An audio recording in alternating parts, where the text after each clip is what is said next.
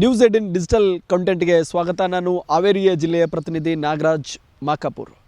ರಾಜ್ಯ ಕಾಂಗ್ರೆಸ್ನಲ್ಲಿ ಕೂಡ ಈಗಾಗಲೇ ಕ್ಯಾಬಿನೆಟ್ ಕೂಡ ವಿಸ್ತರಣೆ ಆಗಿರತಕ್ಕಂಥದ್ದು. ಈಗಾಗಲೇ ಕ್ಯಾಬಿನೆಟ್ ವಿಸ್ತರಣೆಯಿಂದ ಸಾಕಷ್ಟು ಶಾಸಕರು ಕೂಡ ಅಸಮಾಧಾನಗೊಂಡಿದ್ದಾರೆ. ಅದರಲ್ಲೂ ಕೂಡ ಬ್ಯಾಡಗಿಯ ಶಾಸಕರಾಗಿರ್ತಕ್ಕಂಥ ಬಸವರಾಜ ಶಿವಣ್ಣವರು ಕೂಡ ಕೊನೆ ಹಂತದಲ್ಲಿ ಕೂಡ ಸಚಿವ ಸ್ಥಾನ ಕೈತಪ್ಪಿರ್ತಿರ್ತಕ್ಕಂಥದ್ದು.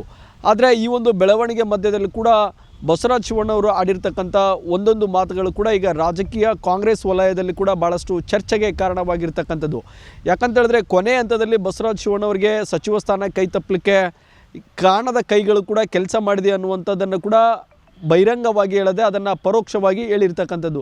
ಪ್ರಮುಖವಾಗಿ ಕೊನೆ ಹಂತದಲ್ಲೂ ಕೂಡ ನನ್ನ ಹೆಸರು ಕೂಡ ಇತ್ತು. ಆದರೆ ಕೊನೆ ಹಂತದಲ್ಲಿ ಹೈಕಮಾಂಡ್ ಹೆಸರನ್ನು ಬದಲಾವಣೆ ಮಾಡಿ ಅಲ್ಲಿ ಗಾಯತ್ರಿ ಶಾಂತೇಗೌಡ ಅನ್ನೋರ ಹೆಸರನ್ನು ಕೂಡ ಲಿಸ್ಟಲ್ಲಿ ಸೇರಿಸಿದೆ ಅನ್ನುವಂಥ ಮಾತುಗಳನ್ನು ಆಡಿದ್ದಾರೆ. ಹೀಗಾಗಿ ಕಾಂಗ್ರೆಸ್ ಹೈಕಮಾಂಡ್ನಲ್ಲೂ ಕೂಡ ಎಲ್ಲದನ್ನು ಕೂಡ ನಾವು ರಾಹುಲ್ ಗಾಂಧಿಯ ಅಣತೆಯಂತೆ ಕೂಡ ಸಚಿವ ಸಂಪುಟದ ಪಟ್ಟಿಯನ್ನು ಫೈನಲ್ ಮಾಡ್ತೇವೆ ಅನ್ನುವಂಥದ್ದನ್ನು ಕೂಡ ಡಿ ಕೆ ಶಿವಕುಮಾರ್ ಆಗಿರ್ಬೋದು, ಸಿದ್ದರಾಮಯ್ಯನವರಾಗಿರ್ಬೋದು ಮತ್ತು ಕಾಂಗ್ರೆಸ್ ನಾಯಕರುಗಳು ಕೂಡ ಆಡ್ತಾಯಿದ್ರು. ಆದರೆ ಬಸವರಾಜ ಶಿವಣ್ಣವರು ಆಡಿರ್ತಕ್ಕಂಥ ಮಾತಿನಲ್ಲಿ ಏನು ಗಾಯತ್ರಿ ಶಾಂತೇಗೌಡರ ಹೆಸರು ಇದು ರಾಹುಲ್ ಗಾಂಧಿ ಅವರಿಗೆ ಕೂಡ ಗೊತ್ತಿರಲಿಲ್ಲ ಅನ್ನುವ ಮಾತುಗಳನ್ನು ಆಡಿದ್ದಾರೆ. ಹೀಗಾಗಿ ರಾಹುಲ್ ಗಾಂಧಿಗೆ ಗೊತ್ತಿಲ್ಲದೆ ಈ ರೀತಿಯಾದಂಥ ಒಂದು ಪಟ್ಟಿ ಕೂಡ ನಿಜಕ್ಕೂ ಕೂಡ ಸೃಷ್ಟಿ ಆಯಿತಾ ಅನ್ನುವಂಥದ್ದು ಚರ್ಚೆಗೆ ಕಾರಣವಾಗಿದೆ. ಯಾಕಂತೇಳಿದರೆ ಗಾಯತ್ರಿ ಶಾಂತೇಗೌಡರ ಹೆಸರನ್ನು ಡಿ ಕೆ ಶಿವಕುಮಾರ್ ಅವರು ಕೂಡ ಗೊತ್ತಿಲ್ಲ ಮತ್ತು ಸಿದ್ದರಾಮಯ್ಯನವರು ಕೂಡ ಗೊತ್ತಿಲ್ಲ ಮತ್ತು ರಾಹುಲ್ ಗಾಂಧಿಯವ್ರಿಗೆ ಕೂಡ ಗೊತ್ತಿಲ್ಲ.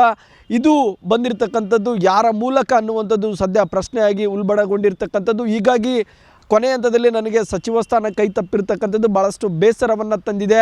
ನನಗೆ ಗಾಡ್ ಫಾದರ್ ಅಂದರೆ ಸಿದ್ದರಾಮಯ್ಯನವರು ಕೂಡ ನಮ್ಮ ಸಮುದಾಯಕ್ಕೆ ಭಾಳಷ್ಟು ಪ್ರಾತಿನಿಧ್ಯ ಕೊಡುವಂಥ ನಾಯಕರಾಗಿದ್ದರು. ಆದರೆ ಕೊನೆ ಹಂತದಲ್ಲಿ ಈ ರೀತಿಯಾದಂಥ ಬೆಳವಣಿಗೆ ಆಗಿರ್ತಕ್ಕಂಥದ್ದು ನಿಜಕ್ಕೂ ಅಚ್ಚರಿ ಮೂಡಿಸಿದೆ ಅನ್ನುವಂಥ ಮಾತುಗಳನ್ನು ಆಡಿದ್ದಾರೆ. ನನಗೆ ಸಿದ್ದರಾಮಯ್ಯನವರು ನಮ್ಗೆ ಗಾಡ್ ಫಾದರ್. ಅವರು ಉತ್ತರ ಕರ್ನಾಟಕದ ಕಡೆಗೆ ಶಿವಣ್ಣವರಿಗೆ ಕೊಡ್ಬೇಕಂತೇಳಿ ಮೊದಲಾಗಿಂದ ಹೇಳ್ಕೊಂತ ಬಂದಿದ್ರು. ಕೊನೆ ತನಕ ಇತ್ತದು. ಕೊನೆ ಗಳಿಗೆ ಒಳಗೆ ಸಿದ್ದರಾಮಯ್ಯನವ್ರ ಗಮನಕ್ಕೂ ಇಲ್ಲ, ಮಾನ್ಯ ನಮ್ಮ ಮುಖ್ಯಮಂತ್ರಿಗಳಂತ ಡಿ ಕೆ ಶಿವಕುಮಾರ್ ಅವರ ಗಮನಕ್ಕೂ ಇಲ್ಲ. ಹೀಗಾಗಿ ಅದು ಮೇಲೆ ಹೈಕಮಾಂಡ್ನಿಂದ ಬಂದಿರತಕ್ಕಂಥದ್ದು. ಅದಕ್ಕೆ ಸಿದ್ದರಾಮಯ್ಯನವರು ಅದನ್ನು ತಗೋಬೇಡ ಅಂತೇಳಿ ಅವರಿಗೆ ನಿರ್ದೇಶನ ಕೊಟ್ಟರು. ಆ ಥರ ಅವ್ರು ಇನ್ನೂ ಊತು ಕೂಡ ತಗೊಂಡಲ್ಲ ಹೆಣ್ಮಗಳು.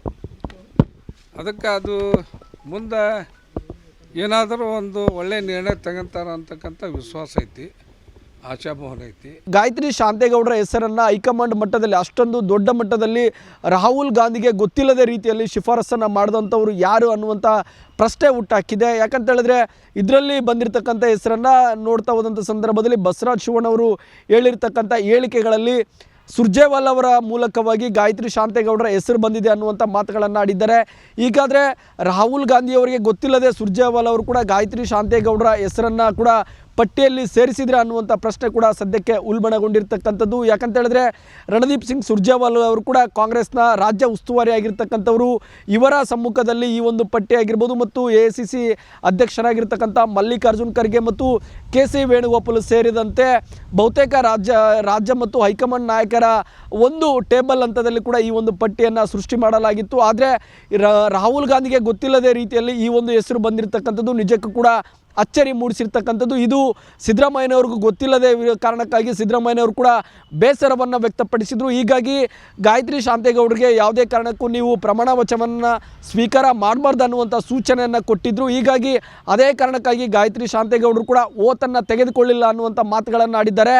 ಮುಂದಿನ ದಿನಗಳಲ್ಲಿ ಈ ರೀತಿಯಾದಂಥ ನನ್ನ ಹೆಸರನ್ನು ಕೈತಪ್ಪಲಿಕ್ಕೆ ಕಾರಣರಾಗಿರ್ತಕ್ಕಂಥವರ ಹೆಸರನ್ನು ಬಹಿರಂಗಪಡಿಸ್ತೇನೆ ಅನ್ನುವಂಥ ಮಾತುಗಳನ್ನು ಆಡುವ ಮೂಲಕವಾಗಿ ಮತ್ತೊಂದು ರೀತಿಯ ಬಾಂಬನ್ನು ಕೂಡ ಸಿಡಿಸಿರ್ತಕ್ಕಂಥದ್ದು. ಯಾಕಂತೇಳಿದ್ರೆ ಅದು ಜಿಲ್ಲೆಯಲ್ಲಿದ್ದಾರೆ ಅಥವಾ ಹೊರಗಿನವರಿದ್ದಾರೆ, ಒಬ್ಬ ವ್ಯಕ್ತಿ ಇದ್ದಾರೆ, ಅವರ ಹೆಸರನ್ನು ಕೂಡ ನಾನು ಮುಂದಿನ ದಿನಗಳಲ್ಲಿ ಎಲ್ಲವನ್ನು ಕೂಡ ಬಹಿರಂಗಪಡಿಸ್ತೇನೆ ಅನ್ನುವಂಥ ಮಾತುಗಳನ್ನು ಆಡುವ ಮೂಲಕ ಮತ್ತಷ್ಟು ಅಸಮಾಧಾನವನ್ನು ಕೂಡ ಹೊರಹಾಕಿರ್ತಕ್ಕಂಥದ್ದು.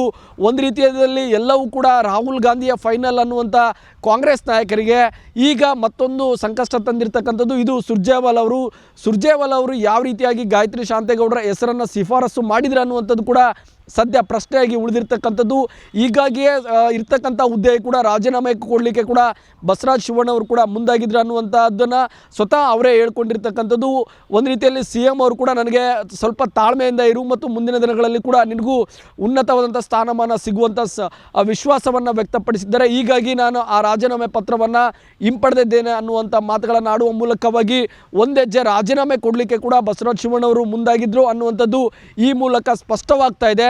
ಒಟ್ಟಲ್ಲಿ ಈ ರೀತಿಯಾದಂಥ ಕಾಂಗ್ರೆಸ್ನಲ್ಲಿ ಆಗಿರ್ತಕ್ಕಂಥ ಆಂತರಿಕ ಬೆಳವಣಿಗೆಗಳು ಕೂಡ ಭಾಳಷ್ಟು ಚರ್ಚೆಗೆ ಕಾರಣವಾಗಿರ್ತಕ್ಕಂಥದ್ದು. ಯಾಕಂತ ಹೇಳಿದ್ರೆ ಸಚಿವ ಸಂಪುಟದ ಪಟ್ಟಿಯನ್ನು ಫೈನಲ್ ಮಾಡಬೇಕಾಗಿರ್ತಕ್ಕಂಥದ್ದು ಹೈಕಮಾಂಡ್ ನಾಯಕರಾದರೆ ಇದರಲ್ಲಿ ಏಕ ವ್ಯಕ್ತಿಯ ಪಾತ್ರ ನಿಜಕ್ಕೂ ಕೂಡ ಅಚ್ಚರಿಯನ್ನು ಮೂಡಿಸಿರ್ತಕ್ಕಂಥದ್ದು.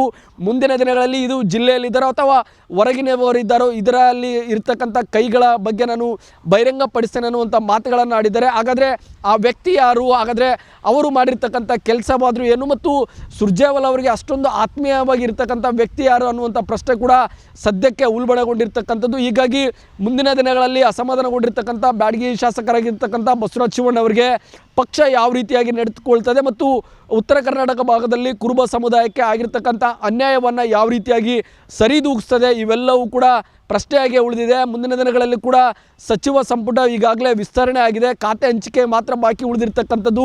ಒಂದು ಹೆಸರು ಮಾತ್ರ ಈಗ ಬಾಕಿ ಇರ್ತಕ್ಕಂಥದ್ದು, ಆದರೂ ಕೂಡ ಗಾಯತ್ರಿ ಶಾಂತೇಗೌಡರ ಹೆಸರು. ಈ ಹೆಸರು ಇಷ್ಟರ ಮಟ್ಟಿಗೆ ದೊಡ್ಡ ಮಟ್ಟದಲ್ಲಿ ಚರ್ಚೆ ಆಗ್ತಾ ಇದೆ. ಅದು ರಾಜ್ಯ ಮತ್ತು ಹೈಕಮಾಂಡ್ ಮಟ್ಟದಲ್ಲಿ ಇಷ್ಟೊಂದು ಹೆಸರು ಮುಂಚೂಣಿಯಲ್ಲಿ ಹೋಗಲಿಕ್ಕೆ ಕಾರಣ ಏನನ್ನುವುದು ಕೂಡ ಎಲ್ಲವೂ ಪ್ರಶ್ನೆಯಾಗಿ ಉಳಿದಿದೆ. ಇದಕ್ಕೆಲ್ಲವಕ್ಕೂ ಕೂಡ ಮುಂದಿನ ದಿನಗಳಲ್ಲಿ ತೆರೆ ಬೀಳುವಂಥ ಸಾಧ್ಯತೆ ಇದೆ. ಖಾಲಿ ಉಳಿದಿರ್ತಕ್ಕಂಥ ಒಂದು ಸ್ಥಾನವನ್ನು ಪಕ್ಷ ಯಾವ ರೀತಿಯಾಗಿ ಸರಿದೂಗಿಸ್ತದೆ ಎಲ್ಲವನ್ನು ಕೂಡ ಕಾದು ನೋಡಬೇಕಾಗಿದೆ. ನಿರ್ಭೀತ, ನಿಷ್ಪಕ್ಷಪಾತ, ವಿಶ್ವಾಸಾರ್ಹ ಸುದ್ದಿಗಳಿಗೆ ಮತ್ತೊಂದು ಹೆಸರಾಗಿರುವಂತ News18 ಕನ್ನಡ ಈಗ ಆಪ್ನಲ್ಲೂ ಲಭ್ಯವಿದೆ. ದಯವಿಟ್ಟು ಇಲ್ಲಿರುವಂತ QR ಕೋಡ್ ಸ್ಕ್ಯಾನ್ ಮಾಡಿಕೊಂಡು ಆಪ್ ಡೌನ್ಲೋಡ್ ಮಾಡೋದಕ್ಕೆ ಮರಿಬೇಡಿ. ನಿಮ್ಮ ಬೆಂಬಲ ಹೀಗೆ ಸದಾ ನಮ್ಮೊಂದಿಗಿರಲಿ. ಧನ್ಯವಾದ.